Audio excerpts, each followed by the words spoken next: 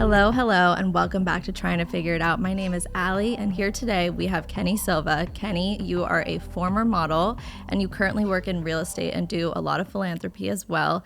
You're a mother of 2 children, and you have an upcoming book that I'm very excited to talk to you about today. Welcome to Trying to Figure It Out.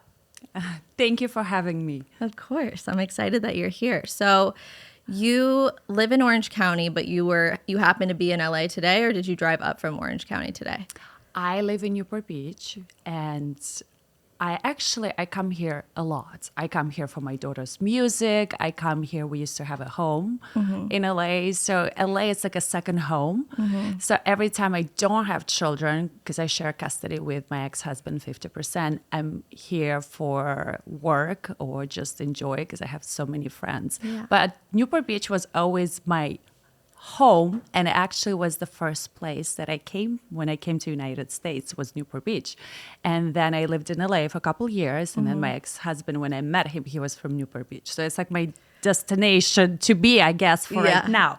But my next chapter, I hope, is going to be different. Yeah. Would you want that to be LA, or would you want it to be somewhere totally different? To be honest with you, I love New York. I love London. Then I grew up in Moscow, the whole Europe. How old were you when you moved to the United States? I was 19. Wow. Was that hard to leave? Were you excited to leave? You know, my mom raised me with the idea to go and move somewhere else. And I started modeling when I was 14, and I was mature enough. At 15, they offered me to go to South Korea, and my parents didn't let me, but I was ready to go. Right. I was ready at 17. I was living already by myself, Yeah. on my own. I went to Milan before I came here. So I guess when you're so young, at least for me, I had no fear. It was just an adventure. It's like, oh my God, you can always start all over again. Yeah, it's like for just sure. an adventure. And coming here, I came from Milan back to Moscow. I'm like, okay, I'm going to get my new visa and I'm going to go back to Milan working. And then I met a guy and I fell in love. And after 5 days, he's like, oh, do you want to come with me to America? I'm like, yeah, sure, I'll go. Yeah. And I came here. He lived in Newport, but I can't sit home. So I'm like, okay, I'm going to go and sign a contract here. So I signed with the lead. They did my work visa. And from then on, it was just work and everything else. So when we broke up, I'm like, I'm going to stay in LA. Like, I don't want to go anymore, like to Milan. Like, what is this? This weather is amazing. Yeah. And I love driving. That's why I love living here. It's like, okay, you can drive everywhere. There's like beautiful roads. There's beaches. There's everything.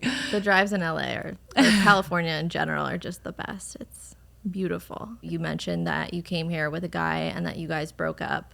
Can you tell me a little bit about what transpired after that and how you ended up meeting and finding your husband at the time? After we broke up, I moved to LA and I just heavily, started working. And actually, me and my ex-husband, it was a blind date. My girlfriend's like, she called me one day and she's like, there is this guy, he saw you like in a magazine or on a billboard and he would love to meet you. Can you go? And I'm like, okay, well, I said, tell me more about it. For me, I don't get attractive like looking at a person. It's the brain. I love older men. I love smart men. Yeah. This is what attracts me. Like when I can learn something from a guy, this is where I'm like, oh my God, I want to spend the rest of my life with you because it's like reading an encyclopedia, there is wisdom. always something, for me, that's the most attractive thing. And when I met him, he's a doctor and we just started talking about so many things. And honestly, on the first date, I told my mom, because my mom was visiting me, I'm like, he's going to be a good first husband. I don't know why I said the first, because it's like, okay, like you don't say those things, but I did. And he proposed to me 4 months later. So wow. And the rest, I guess, is history. How many years were you married for? I met him, I was 23. Okay. So we've been together for 15 years. We've been married for 13. That's why, to me, even it was my decision to finish this relationship, I'm the one who filed, but I still look at him as a family member. Of because course. I grew up, like most of my adulthood I spent with him. Of course. And we just, grew apart. And maybe because I was so much younger, he was so much, I didn't know what I wanted at the time. Right. And I just started family right away. We had kids right away. And figuring all these things out made me realize, like I want something different. And honestly, I felt ashamed, feeling not being happy in a perfect thing, because everything I ever wanted for my family, I built it. Like I wanted a home here, I wanted a home there, I wanted a girl, I wanted a second boy. So we did IVF to make sure he's a boy. Like I'm the kind of person who puts a picture and then I just slowly build it. And I had this perfect picture with everything I wanted. And I was like, wow, and I'm not happy. Like what happened? But I feel like I lost myself in the process. Yeah. I think I did everything for my family, what my family required, but I never asked my question, like, what do I want? Yeah. And this is when I realized that after, I think during pandemic, a lot of people, they had so much time to think. For sure. That's And they're like, factual. wait a minute. It's like, now I have, like, before I was like, go, go, go, go, go. And when you go, go, go, go, go, you don't realize that you're missing on things because you have no time to think. But it made me realize, like, if this is the end of the world, this is how I want to end up. And I'm like, no. Yeah. And just admitting to myself I want something different from my picture perfect life, it was scary. Just admitting that, this is what I want. First, I was like, okay, maybe I should wait. Maybe I should do it for my children. Then my memory goes back like, no. I lived with parents who stayed together for me, and I wanted them ever since the age of 12 to be divorced. Yeah. And I'm like, no, it's not, it's not an option. And before I actually filed, I came and I talked to him and I said, listen, like there's a couple things I would like to change. Otherwise I'm going to file. And he said, no. And I said, okay, but he didn't believe me I will do it. Yeah, he thought he thought even after we got divorced, he actually said, I never thought we will get through with this. I thought we're figuring this out. I'm like, no, like when I asked you to go to family counseling, that was figuring out. Once I filed for divorce, like there was no to me, figuring it's it done. out. It's so interesting because I think that you touched on so many important points surrounding divorce in general. I think one that really stands out is you mentioned your parents. Are your parents both still around? Well, they're still around, but they got divorced. They got did divorced get the moment divorced. I left the house. I was 17. Got it. And then my dad told me, like, we just stayed together for you. I said, why, Dad? I wanted you guys since the age of 12. I was dreaming about you being separate, go to two different homes and seeing two loving parents, versus you guys fight. Or even if they didn't fight, I knew it was not how it's supposed to be. You knew they weren't happy. That's why maybe I wanted to get out of the house so soon, because it was not the home where I wanted to be. 100%. But the thing is with my daughter, actually, she asked me to stay in the marriage until she's going to go to college. That's so Because she interesting. said, Mom, I'm already a teenager. I'm going through a lot. Yeah, she didn't want her life to change. She didn't want her life to change. And it was, to me, of course, she has this beautiful, like she lives in a bubble, basically, especially in Newport Beach. She goes to private school. She, she gets everything she wants. And she asked me, she's like, Mom, can you please, like, you're my mother. My happiness has to be before yours. And it actually made me think, because it was my choice to have children. And obviously until 18, like I'm in charge of them and I'm in charge of their happiness and their well-being. And it made sense. But then I thought, and I told her, I said, Alexis, once you grow up, I want you to realize that you might not be happy somewhere, and just to stay for somebody else in a situation, a relationship, it just doesn't make sense, even for your children, because right now I see my kids see happiness. I told her, I said, Alexis, you honestly didn't lose anything. You still have a mom, you still have a dad. You have two loving parents. Yes, you have discomfort of going, from one house to another. But other than that, you didn't lose anything. I lost a husband, but it was my choice. Right. And I'm happy with this decision. For sure. You still have that unit. So, because we talk a lot, she is an amazingly articulate girl and she learned how to express herself and her feelings. But we went through where she said, like, I want you to stay until I go to college. And then you can do whatever you want. It's hard. As a person who went through it, I always say, I don't think there's ever a perfect time or a right way to handle divorce. I think that it's like the grass is greener on the other side kind of mentality. Like my parents got divorced. I was 6 years old and it was very confusing and I didn't understand why they were getting divorced. I never saw them fighting. I never saw them, I really don't even remember them being together. So for me, like all of a sudden my life just changed and I lived in 2 homes. And I think that was very confusing for me and really threw me off. But I also think now I'm like, thank God my parents got divorced. Thank God they got divorced when they did. I'm so glad I didn't grow up watching them in like a loveless marriage because that's not how I want to be trained to think that love is or what it looks like. I didn't want that for myself. Long story short, there's not a perfect way to handle divorce. I do just think that the most important thing as a parent, and I can say this as a child of parents who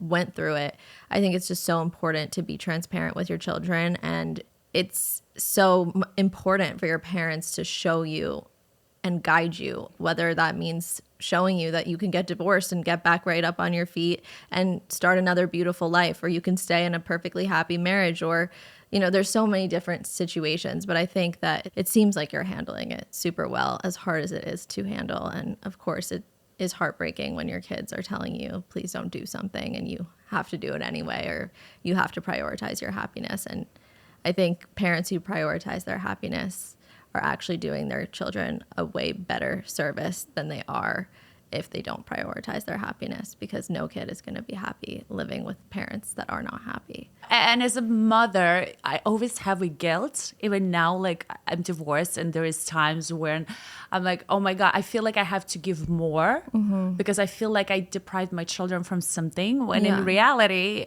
I mean, it's not. But, my pediatrician always said, like, if a mom happy, then everybody's happy. So your happiness has to be, your health is before anybody else. For sure. You are clearly a very strong woman. You clearly have overcome a lot of things on your own and still have a very positive outlook on everything. Can you share with me if there was ever a time during your divorce where your mental health was like really not doing well? When I filed for divorce, I thought, oh my God, it's going to be a piece of cake. Like they're going to give me a temporary support. I'm going to move out. I'm going to start my life. And then first of all, after pandemic, all the courts were backed out. So without the court system, and if you do have an arrangement, then you can move on. In California, you cannot move out if you don't have temporary arrangement for children. You can move out. You cannot take your kids. So I'm like, okay, wait a minute. I can't take my kids. So we lived through the whole divorce together in the same house. Wow. It's like you live in the house, but then you fight with attorneys and you fight over the phone, but in front of everybody, it's like, okay, it's perfect. So it gets into your mental, and when it's already was like 6 months into divorce and not moving forward, I had a breakdown like, oh my God, like how? And my daughter didn't want it and all these things.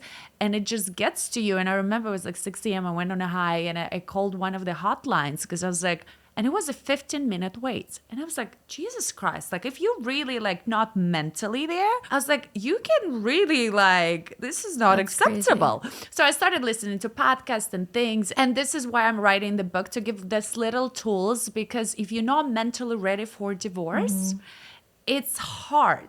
But it's also okay to have those moments. Of course. And I want women to know you're going to hit those points when you're like, oh my God, like why did I ever start it? Like, oh, maybe it's easy to back out. Yeah. But no, but you're going to go through roller coaster of emotion, but you have to be prepared. To me, preparation for it, knowing what you're going to go through, because every girlfriend who ever got divorced, they're like, oh my God, you're going to have the best time of your life. And I'm like, here I am. I'm like, okay, when is it going to happen? When does it start? When does it start? Because so far, I'm just going down. Like, what is it? And I actually started writing during my divorce as a journal of emotions, of feelings, of things that like my attorney would tell me, like, okay, don't make decision within 24 hours. If you get some bad information, wait 24 hours. Like, don't make any decisions out of fear. And I will write it down for myself. And once it was over, I'm like, oh my God, like I learned all these amazing things. And, you know, and I researched a lot. And I'm like, and I want to share it with women. Men and women think so differently. They look at it as a business deal. And we look at it as an emotional investment that we did during our marriage, and we're trying to get compensated for that. They don't look at this. For them, it's a business contract, you know. And even now, you know, like me and my ex, we actually became very close friends. And I say, listen, like whatever we said during divorce to each other, like we didn't really mean, like I didn't mean it. It brings out the worst in people. Exactly. It brings out the worst. And I'm like, I still look at you like you're my best friend. Like I grew up with you, you know, but a lot of women, unfortunately, after going through divorce, they still have that bitterness in them. And they carry it forward. And they're not letting children love their other parent in front of them, which is such a big mistake. You know, you have to encourage that love, and you have to be okay with them loving the other parent. And unfortunately, a lot of women don't do it. Well, thank you for sharing. I can tell that this has obviously been a very rewarding experience for you. And I feel like you're definitely a part of a small group of people who can view divorce in the way that you view it. I think that a lot of people, like you said, stay very bitter after all of the drama and the legal battles. It can just completely strip away. I know so many people who are happily separated, and once they decide to get divorced,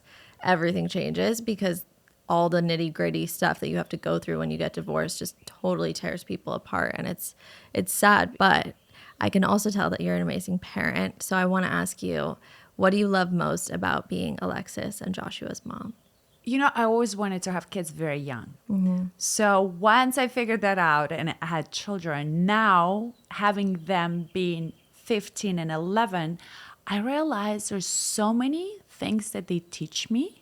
Even being happy and starting new life, I'm like, you know what? I'm doing it for my daughter. I want to show her that no matter what age you are, you know, I turned 40 this year, you can start all over. We all have fears of failure.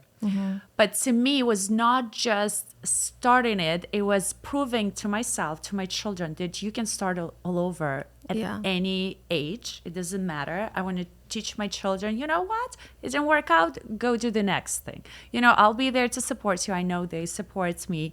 And being with them now, because it's 50-50, like I realize I miss them more, because the days like I don't see them, like after this I'm gonna pick them up and tomorrow they have graduation. It's those special moments become really special, because when you have a family, sometimes you don't realize, because it's a routine. You know, you pick them up to school, you take them to school, you go on vacations, everything's like a routine. Now it's special moments, because I know there's days they're not with me. So when they're with me, like we do more things together, you know, and it creates memories. For sure. And I think this is where I think they start seeing, this is the love I get from my mom, you know, or my dad, and it stays with them 100% too for the rest of their life. It's like, in a weird way, a blessing in disguise. Yes. We've talked a bit about your book, and you've expressed, you know, a lot about how you really want to help guide women through the experience of divorce. What else do you hope your readers gain from the book? I hope they will change their mind what is divorce is.